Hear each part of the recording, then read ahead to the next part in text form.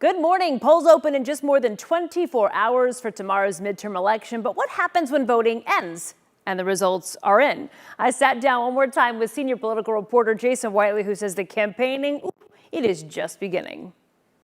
Once election day is over, something else begins. Once midterms are over, something else begins. Election day doesn't even have to be over yet. At 7:01 on Tuesday night, the race for 2024 begins. This is the race for president that both sides are trying to figure out which way things go. The question is, does Donald Trump run again? He hasn't decided yet. Does Ron DeSantis, the governor of Florida, does he run? Everyone's really kind of waiting to see what Trump decides. Does Ted Cruz run for president again? Ted Cruz is on a 17-state national book tour. You don't go on a national tour if you're not considering a run for office. We were in Iowa with him 6 years ago when he ran. He won in Iowa.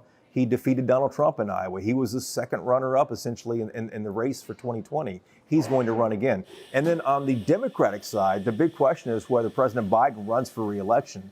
He says he's going to. People that I know who work inside the administration are not so sure. If he doesn't, then the vacuum begins and they're like, well, who's going to run? Is it the Vice President Harris? Is it someone like the Transportation Secretary, Pete Buttigieg? So there's a lot of things that are really going to start shaping up on Wednesday, November the 9th. That's when this whole race for 2024 begins.